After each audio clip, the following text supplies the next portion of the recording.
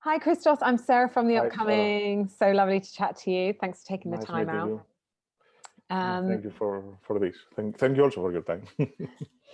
Maybe you could just kick us off with a bit of an introduction to Apples, because it's quite a unique and original film. So, what can people expect if they tune in to watch Apples? um, I don't know. I hope that it will be a very, as you said, a very unique cinematic experience, and that they will enjoy the journey of the main hero. Mhm. It's a movie that we try to find a good balance between comedy and drama, and to create something that. Uh, as I said, it's pure cinema, as the movies that I love watching. So I hope that they will enjoy it. And I don't know, would you like me to tell a little bit more about the story or? Yeah, well, I mean, I know it's your debut feature, but Yes. kind of a labor of love in some ways, 6 years to make. So, what was the spark for the idea for the story? And did you find it quite bizarre that you'd made this film about, obviously a different kind of pandemic, but by the time it's now being released into a real world pandemic? So, just wondering about, where you got the original idea from, and then the timing of when it finally is coming to screens. So yes, I had the idea 6 years ago when I was trying to deal with the loss of my father, but I couldn't. And I was trying to understand why people forget so easily and how selective is our memory and how we can erase something that hurt us. And if we will erase it, are we going to lose our existence? And could it be that we are the things we don't forget? Because in a way, we are our memories. So all these questions were in my mind, and at the same time, as a viewer and as a filmmaker, I love watching films that create their own worlds. And the film, for example, that made me want to be a filmmaker was The Truman Show, which is an amazing prophecy about our life. And I watched it when I was 14. And what I loved in that movie so much was that it has exactly the great balance between comedy and drama, and also it's the script is so innovative. I mean that it's so great and so prophetic and so allegorical, and so that's the way that I try to transfer my personal thoughts and stories in something more ecumenical and create this world where amnesia spreads like a virus. Uh, and we didn't expect to, even when we started, that the movie will be released on the year that we are dealing with a real pandemic. Um, I hope that the audience will, maybe the audience will resonate easy right now because they will feel the loneliness, the isolation, the uncertainty about the future, uh, the loss, that are elements that are also in the film and the real life right now. But in the movie, we're trying to give an optimistic approach about how to deal with the pandemic. And also, to be honest with you, I feel that the last 10 years, we are already living in a dystopia, in a different kind of pandemic, because I mean, I think that we are so obsessed with screens. We are all the time behind the screen, even of our laptop or of our cell phone. And the last year, with the real pandemic, we are even more. Right now, we're doing this instead of sitting in a coffee shop somewhere in, in London and drinking and discussing about the movie. And for me, that's the most scary because I hope, and I'm optimistic about this, that at the end, that it's very close. We're very close to the end of this pandemic. That we will start meeting again people in person, and we will stop being behind from a screen all day. And also that we will return to the theaters and start watching movies there and not movies in laptops or on TV that we are used the last year. I'm sure that everybody's used to that.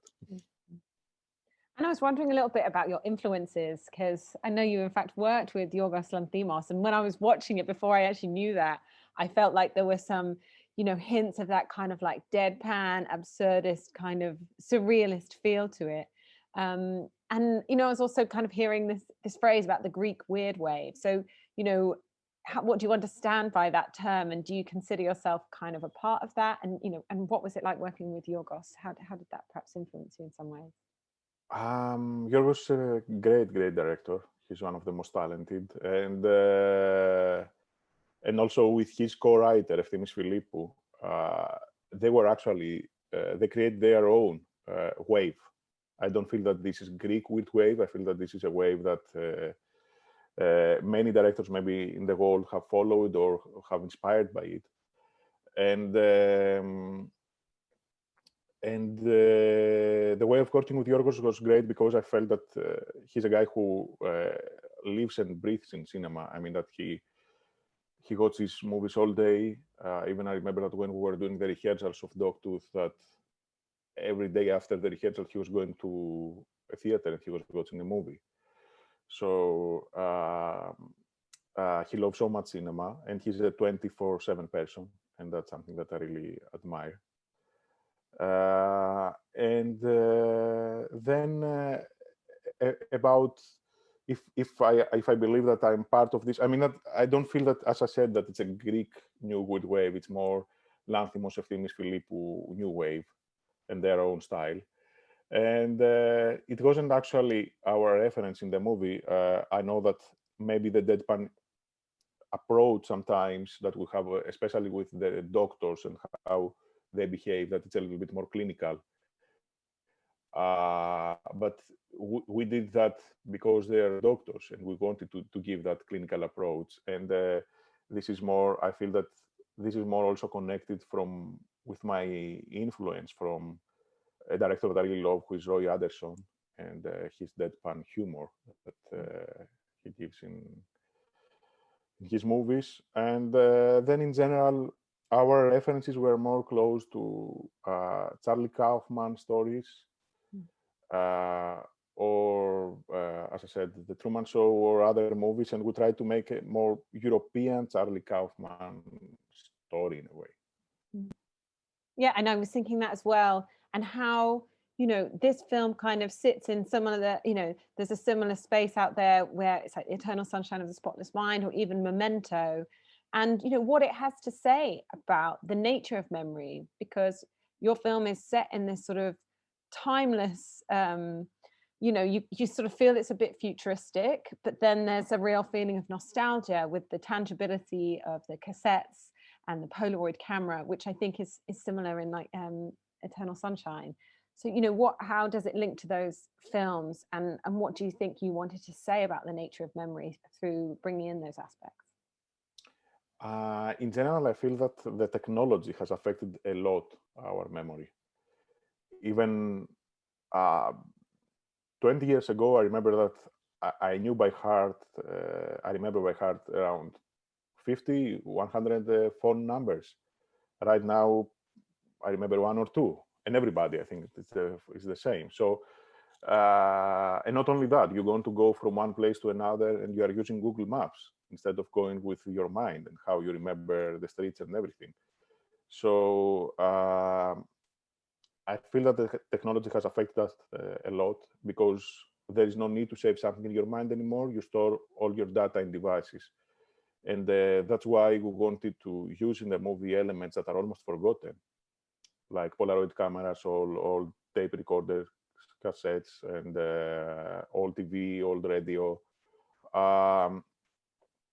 And to give this nostalgic approach, because I feel that when you want to make a comment about technology, instead of having people being in front of a screen all the time, having their cell phones and taking selfies in that way, it's much, for me, it's much deeper when you can imply this in a different way, and you can make that in a more symbolic and allegorical way.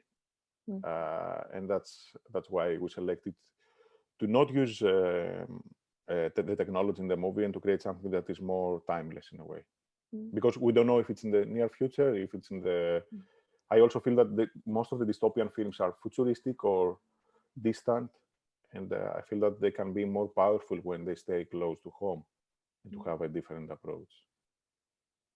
And what else do you think it also wants to say? You know, you said you were kind of triggered by the loss of your father, and I was interested in what you might have to say that, you know, is there that kind of contradictory feeling one has when you have lost someone of wanting to forget in order to move on, but then also being desperate to hang on to memories because that's the only way, in some respects, that that person remains alive, and that is a very contradictory but very human impulse. So, you know, was that something else that you wanted to deal with in the film? Exactly, because I feel that it's a very it's a very, as you said, it's a very, there's this contradiction that you want actually to forget someone in order to move on, to feel better, to feel that you can restart your life. But from the other hand, the only way to keep this person alive is in your memories. And if you will erase from your memories a person, then will not exist. Uh, and that's the difficult thing, how you can accept it and how you can move on, how, I mean, you can deal with that. And I think that also the process of the movie and how I worked in the script, and I mean, that it helped me in that direction. And also I felt that it was something that yes, we are um, I will not say more because it's maybe a spoiler, but it's something that we are dealing with in the movie. Mm-hmm.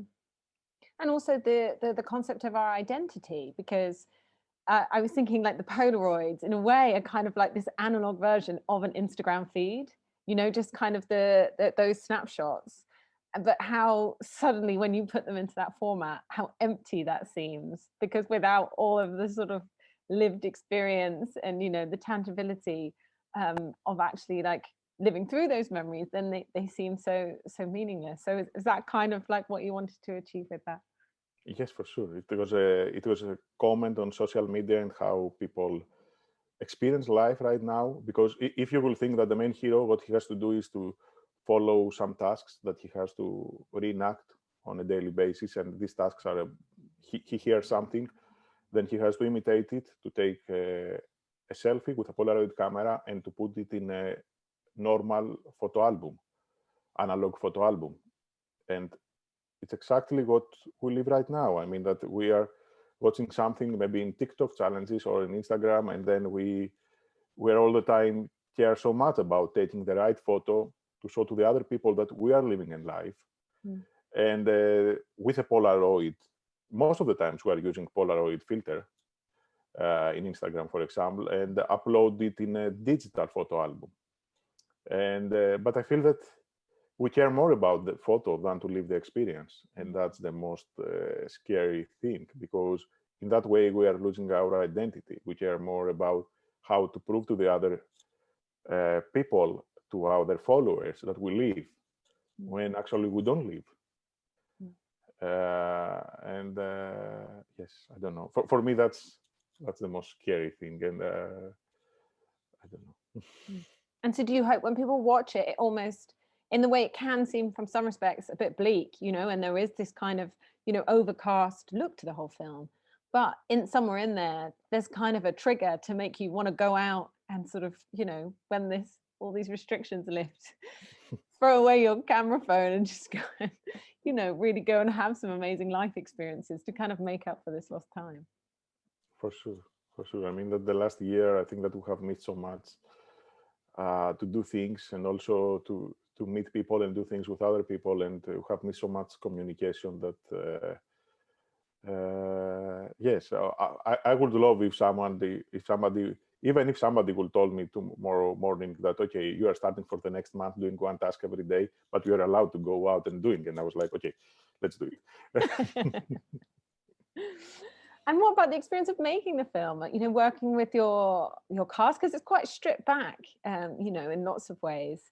But we do go to all these different, you know, locations and different scenes and different interiors, and it all looks very sort of purposefully crafted and put together. So, what was the whole experience of putting it together and working with your cast? It wasn't easy because the movie is it's a very low budget film. It's made with 250,000 euros. So I had to do the location scouting by myself. I had to find a lot of things. We worked very, very hard, I mean, in the pre-production of the film. And we didn't have a lot of days of shooting. So, but then I felt that the whole crew and the actors understood exactly the world that I would like to create. And we were all fighting for the best. And the way that I worked also with my actors, and especially with the main actor, was that I asked him to watch some movies as references at the beginning, like movies from Jacques Tati, and two movies with Jim Carrey, Eternal Sunshine of the Spotless Mind, and The Truman Show, and to try to combine these two different approaches and to create something that is more is a person with a lot of humanity, but at the same time a bit absurd and a bit performing with his body language a lot. In order also to find the right balance between comedy and drama from his performance, I mean.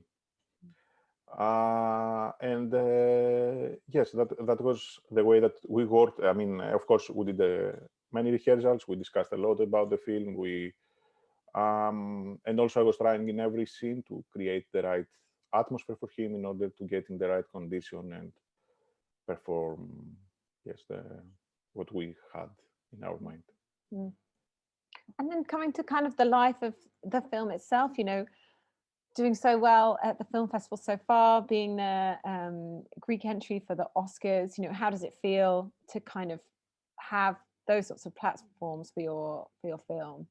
And was it at Venice or one of the festivals you did actually get to show it at a physical festival, right? And then some of the others it's been online. So what has that been a strange journey for you, you know, not being able to perhaps be there in person as you would like? Yes, you can't imagine how to be to make your first film, and you have so many dreams of traveling, and then. But I'm very excited that the movie travels because the movie will take release in more than 60 countries. It has been in so many great festivals already. The reaction is really good, very strong, and. For me, that's the most important, that the audience will enjoy the film, and that even if I will not travel at all, and that's the reason why we are making movies. And it also gives me the chance to. It's a ticket for me for making the next movie in much better conditions with people that I really admire, and to be able to dream in a little bit better way somehow, in a little bit more promising way. But we will see. We will see how the future will go. But yes, it's a great feeling, and it's also great to have this reaction, because you can understand and feel that what you have in your mind, it works, and it works also for other people, and that's the most important. And you had Kate Blanchett singing its praises, did you? Is that right? What's it like to have someone with that profile kind of like giving, you know, a bit of support to your film? It was really great because it was actually it was in Venice that we had the only physical screening of the film, and I have watched the movie only once in a theater with audience, and it was in Venice. And after the screening, I received a message that Kate Blanchett wants to meet me. So I was like, okay, that's nice. And one of the next days, we had a breakfast together. We discussed about movies and life, and we realized how common references we have, how we both enjoy films and life in the same way, and we wanted immediately to work together. So we decided that to get on board in that film as an executive producer in Apples, and also to produce one of my next project, actually, that it's called Fingernails, and she will be the main producer, and Karen Mulligan will be the main actress. Amazing. And can you tell us a little bit more about that next film yet, or it's a secret? We are now in the process of finishing the script. We hope that we will shoot it until the end of the year. It's something that I'm writing with a UK writer. His name is Sam Steiner, and my co-writer from Apples, Stavros Raptis. And it's again a movie that we are creating a world in a way, and with Carrie as our main protagonist. And it's a world that we miss a little bit, romance and love. And people are struggling to find it back. So yes, that's what I can say for the moment. And yes, Well, but we're very excited about it, to shoot it, I mean. Yeah. Can't wait to see that one as well. Well, thank you so much for sharing all that with us. And yeah, best of luck with the future of Apples and your future projects. Thanks so much. Lovely to speak to you, Christos. Thank you very much, Sarah. Cheers. Really nice meeting you. Bye-bye. Nice to meet you. Thanks a lot.